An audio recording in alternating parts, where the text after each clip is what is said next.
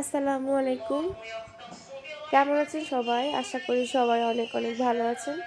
আমি চলে এসেছি আমার YouTube channel Moni's live blog থেকে।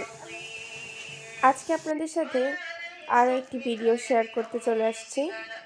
আজকে দেখাবো আমি কি করেছি সারাদিনের রুটিন আমার। সকালে ঘুম থেকে উঠেই একটু রং চা বানিয়ে নিয়েছিলাম আদা দিয়ে। আমার খুব কাশি সর্দি এজন্য আর বানিয়েছি রুটি। এখন এখানে ভাবলাম যে একটু বাচ্চার জন্য একটু নুডলস বানিয়ে নিই। তারপরে এখানে দেখতেই পাচ্ছেন একটা পেঁয়াজ এবং একটু টমেটোকে গ্রেটারে ভালো করে গ্রেট করে নিয়েছি, মানে একটু মিহি করে নিচ্ছি যাতে আমার রান্নার সময় পরে আর কোনো ঝামেলা না হয়, দ্রুত আমার রান্নাটি করতে পারি। কে কীভাবে আমার ভিডিওগুলো মনে করছেন জানি না, কিন্তু যদি আমার ভিডিওতে যদি কোনো ভুল হয়ে থাকে অবশ্যই ক্ষমার দৃষ্টিতে দেখবেন। আর আমার যদি কোনো ভুল হয় তাহলে অবশ্যই আমাকে কমেন্টে জানাবেন।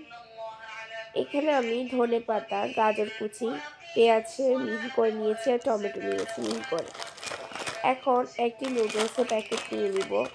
এই প্যাকেটটিতে আমি ভিতরে ভালো করে নুডলসটি যাতে গুঁড়ো হয়ে যায় সেজন্য আমি একটি রুটি বেলুন দিয়ে গুঁড়ো করে নিচ্ছি। এখন একটি বোলে একটি ডিম ফেটিয়ে নিচ্ছি। এরপর যাতে আমার নুডলসটাতে ডিম দিতে আর কোনো ঝামেলা না হয়, দ্রুত যাতে আমি বানিয়ে ফেলতে পারি ঝটপট। এখন একটি চুলাতে একটি প্যান বসিয়ে দিয়েছি। কড়াইটা গরম হয়ে আসলে এখানে আমি নুডলসের জন্য পানি বসিয়ে দিব। কে কীভাবে নুডলস তৈরি করেন বাবুদের জন্য, আমি এভাবেই নুডলস রান্না করতে ভালোবাসি আর আমার বাবুও অনেক মজা করে খায়। তাই আমি এখন পানিটা গরম হওয়ার পরে এখানে নুডলসের প্যাকেটটা পুরো দিয়ে দিব। এখন যখন একটু নুডলসটা সিদ্ধ হয়ে আসবে তখন আমি পেঁয়াজ, তারপরে হচ্ছে গাজর যেগুলো আমি করে রেখেছিলাম, কুচি করে রেখেছি, এগুলো আমি দিয়ে দিচ্ছি একে একে। এখন নুডলসের মশলাটা দিয়ে দিচ্ছি। বাচ্চাদের খাবারে লবণ এবং চিনি আমি কোনোটাই ব্যবহার করি না। এখানে একটা ডিমটা দিয়ে দিলাম। বাচ্চাদের খাবারে এমনিতে কোনো লবণ চিনি কেউই ইউজ করে না, আমিও করি না। এখন ভালো করে নুডলসটা সিদ্ধ হয়ে গেছে। এখন আমি প্লেটে নিয়ে নিব বাবুকে খাওয়ানোর জন্য। ওর খাওয়ানোর সময় হয়ে গেছে, ওকে খাইয়েই পরে আমি ভিডিওর বাকি অংশগুলোর জন্য চলে আসছি। এখন এখানে বাবুর জন্য পিঠাটা একটু পানি নিব, পরিষ্কার তাই করে নিলাম। পিঠাটাকে ভালো করে এখন ধুয়ে ওর জন্য নিচ্ছি। পানি আমি নিব। গরম পানি দিয়ে আমি পিঠা ওর জন্য পরিষ্কার করি যে সাধারণত। পানিটা ইউজ এখন করি একটু ওটা সম্পূর্ণ ভাবলাম ফুটানো যে পানি। ময়লা ছিল ফুটন্ত একটু গরম পানি পরিষ্কার আমি করে ফ্লাক্সে নিলাম। ভরে রাখি। এখন এখান থেকে তারপরে গরম একটু একটু পানি করে নিয়ে নিচ্ছি সারাদিন ওর ফ্লাক্স জন্য থেকে। খাওয়ার পানি এখান আমি থেকে বাবুর নিয়ে পানি নিয়ে ওরে সবসময় খাওয়াই। গরম পানি, আর ফুটানো পানি পানিটা ফ্লাক্সে ঠান্ডা ভরে করার রাখি। জন্য ওখান থেকে একটা পানি জগে নিয়ে ফুটন্ত পানি তারপর ঠান্ডা করে রেখে ফুটানো পানি দিয়েছি। এখন যেখানে ওটা ঠান্ডা করে মিক্স রাখি করে নিয়ে জগে, যাবো ওখান ওরে থেকে খাওয়াতে। নিয়ে আমি আমার বাবুকে বাবু একটু খাওয়াই। অসুস্থ। শীতের এখানে দিন তো আমি চলেই চালের যাচ্ছে। গুঁড়া ভাবলাম যে নিয়েছিলাম, এগুলো বাজার থেকে পানিতে কিনে ভিজিয়ে খেয়েছি তো কি রেখেছি গত হয়েছে, রাতে। ঘরে একটু বানাই। এখন তাই এগুলো একটু হচ্ছে পাটায় পিষে নিব আগের দিন চাল শীতের পানির পিঠা মধ্যে বানানোর ভিজিয়ে জন্য। রেখেছিলাম, পরে বাসায় চাল এখন আমি শিল চালের পাটায় গুঁড়াটাকে ভালো করে চালের গুঁড়ো পিষে আমি পিষে নিয়েছি। নিলাম। এটার ভিডিও আমি আমার আপনাদেরকে দিব, ভিডিওগুলো যদি আমি আপনাদের কিভাবে থেকে শীতের ভালো পিঠা লাগে, বানাইছি আর ঘরে আমার বসে, মতো কে কে এটা এরকম ভিডিও মানে দিব। ছোট ছোট ছাদে চলে আসছি, কাপড়গুলো শুকিয়ে গেছে তাই ওগুলা উঠিয়ে নিব। উঠিয়ে নিতে এসেছি। গাছে অনেক আমের মুকুল দিয়েছে। সন্ধ্যায় আমরা কিছুই তেমন আর খাইনি, একটা ড্রাগন ফল কেটে নিয়েছিলাম, এটাই খেয়েছি। আর হচ্ছে সন্ধ্যাবেলা তেমন একটা কিছু খেতে ইচ্ছে করে না। আমি এখানে কিছু গাছ লাগিয়েছিলাম, ভাবলাম আপনাদের সাথে একটু শেয়ার করি।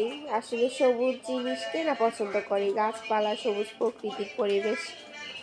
এখানে আমি তুলসী গাছ, তারপরে বলেন বিভিন্ন কাঁচামরিচ গাছ, তারপরে হচ্ছে আলু পাতা গাছ, অনেক কিছু লাগাইছি। আসলে তো কিছু বলা সম্ভব না, আর আমি অনেক ভিডিওটা লম্বা করে সেমাইগুলাকে ফেললাম। একটু নষ্ট হয়ে এখানে যাচ্ছিল, আমি তো ওইগুলাকে চুলায় দিয়ে একটু সেমাইটাকে একটু টেলে টেলে দিয়েছিলাম নিছি। এজন্য আর একটু যে মনে আজকে হচ্ছিল যে রান্না মনে হচ্ছিল হয়তো নষ্ট হয়ে যাচ্ছে, ডাল, তাই একটু টেলে দিয়ে মুসুর রেখে ডাল রান্না দিয়েছি। করছে, তারপর ছোট আজকে মাছ সারাদিন রান্না রান্না করছে বান্না চচ্চড়ি, করেছিলাম, মুসুর ডাল তারপরে রান্না হচ্ছে করছি, ছোট মাছের চচ্চড়ি আলুর করছি, ভর্তা করছে। আর হচ্ছে আলু ভর্তা করছিলাম। এই তো সারাদিনের রুটিন। আর এখন বাবুর তো সকালে খাওয়া হয়েছে, এখন ভাবলাম যে রাতে কি খাওয়াবো। আসসালামু আলাইকুম, তাই এখানে কেমন আছেন দেখতে সবাই? পাচ্ছেন আশা করি বিভিন্ন সবাই ভালো মিক্স আছেন। একটা সবজি, মনিস লাইফ ফুলকপি, ব্লগে আপনাদের সবাইকে তারপরে কুমড়ো, স্বাগতম। তারপরে গাজর, টমেটো, আজকে আমি ধনেপাতা, এখানে আলু কিছু দিয়ে আমি সবজি নিয়েছি। সবজিগুলো কুচি করে নিয়েছি। এগুলা আমার দিয়ে ছেলের জন্য একটা একটু খিচুড়ি রান্না করব, সাথে ঝটপট একটা খিচুড়ি নিয়েছি তৈরি করব। ফুলকপি, সব এখানে সবজিগুলোই রয়েছে কিন্তু বাবুর মিষ্টি জন্য কুমড়া, খুবই এখানে ভালো। রয়েছে টমেটো, এগুলাতে এখানে অনেক গাজর, প্রচুর এখানে আলু পরিমাণে এবং ক্যালোরি পেঁয়াজের আছে, কলি নিয়েছি। ভিটামিন সি আছে, এখন আমি ফাইবার আছে। এইগুলোর সাথে এগুলো হালকা একটু বাবুর মসুর স্বাস্থ্যের ডাল জন্য আর অনেক ভালো। অনেকে চিংড়ি সুজি, গুঁড়ানো চালের সুজি, যে তারপরে আলু বা সাতু আতপ এগুলা চালের খাওয়ান। যেগুলো আছে এগুলা আর কি, কিন্তু পলাও ডাক্তাররা চালের মতো একেবারে এগুলো নিষেধ দিব। করছে, এগুলা আর খাওয়ানো হচ্ছে ভালো না।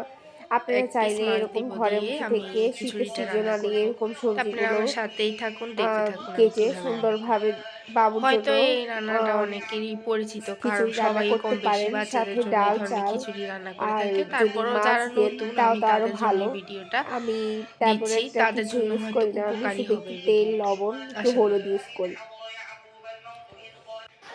এখানে আমি একটা বলে এখানে আমি 1 ফ্রিজ পিস থেকে মাছ মাছের একটা নিয়েছি। পিস বের করে মাছটা রেখেছিলাম ফ্রিজ যাতে থেকে বাবু বের খিচুড়ির করে সাথে নিয়েছি, দিতে পারি। এখনো এখন বরফ মাছটাকে ছাড়েনি। একটু তো মাছটাকে হলুদ আমি এখন এবং এখানে হালকা পানি একটু নিয়েছি, পানির সামান্য মধ্যে একটু আমি চিমটি সামান্য লবণ একটু দিয়ে আমি ভালো করে হলুদের গুঁড়ো দিয়ে মাছটাকে দিচ্ছি। আহ, হলুদের গুঁড়ো দিলে আরো মানে ভালো ভাজবো যাতে দেখতে খিচুড়ির সাথে রংটা দিতে আসবে। পারি। আসলে হলুদ হলুদের মানে গুঁড়া লবণ দিলাম যতই আমরা বলি না আর কেন দিয়ে যে দিচ্ছি লবণ সামান্য দেওয়া একটু যাবে লবণ। না বাচ্চাদের লবণ খাবারে, যেহেতু কিন্তু খিচুড়িতে দিব, তারপরও না তাই একটু লবণ লবণটা না আমি দিলে বেশি দিলাম না। কেমন এখন লাগে। মাছটাকে আমি বাচ্চাদেরও ভালো তো করে মুখের একটা এটাকে রুচি আছে। মেখে নিচ্ছি, আমরা যাতে যেরকম বড়রা যে ভালোভাবে কোনো জিনিস লবণ চিনি মাছের ছাড়া ভিতরে খাই না, হলুদটা বাচ্চাদেরও বসে তো যায়। ঠিক তেমনি, ওদেরও তো লবণ বা চিনি না হলে ওরা কিভাবে খাবে। এখন মাছটা আমি ভালো করে মাছটাকে ভেজে উল্টে দিব, নিতেছি তেলের মধ্যে, যাতে দোনো পাশে হালকা ভালোভাবে পরিমাণ হয়। ভাজা করছি যাতে আস্তে আস্তে মাছটা যে পুড়ে না যায়। মাছটাকে উল্টে দিচ্ছি।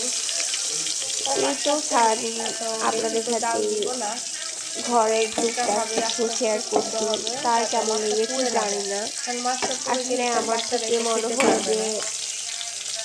এগুলো সাবধানে আসলে এটাকে শেয়ার ভেজে করার নিতে কিছু না, হবে। তারপরে আসলে আমার একটা ভালো দোনো লাগা পাশ থেকে উল্টে আমি পাল্টে ঘরের ছোট একটু ছোট হালকা টুকিটাকি ব্রাউন কাজ কালার শেয়ার হয়ে করি। আসলে মাছটা আপনাদের থেকে উঠিয়ে যদি দিতে ভালো হবে। লাগে আমার চ্যানেলটি আচ্ছা, অবশ্যই ঠিক আছে। সাবস্ক্রাইব করে দিবেন, পাশে এখন এই থাকবেন। বাটিতে মাছটা এই তুলে তো মাছ নিলাম। ভাজা হয়ে এখন গেছে, এখন মাছটাকে আমি মাছটা আমি কাটা কাটা বেছে বেছে নিব। নিব, মাছটা কাটা কাটা বেছে বেছে ওর একটু যখন মানে ওই যে ছোট খিচুড়ি বাচ্চা বানাবো তো, ওর ওটার সাথে জন্য আমি তো আর দিয়ে দিব। এত বড় মাছ দেওয়া যাবে না।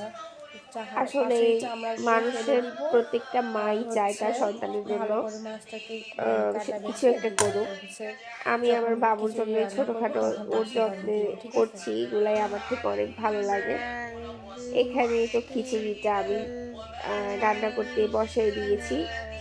আমাদের এদিকে আবার গ্যাস নেই, এখানে মাটির চুলা, সেজন্য যদি আমার ভিডিওগুলো আপনাদের থেকে ভালো লেগে থাকে অবশ্যই আমার চ্যানেলটিকে একটা লাইক, শেয়ার এবং একটা কমেন্ট করবেন, আর অবশ্যই সাবস্ক্রাইব করতে ভুলবেন না।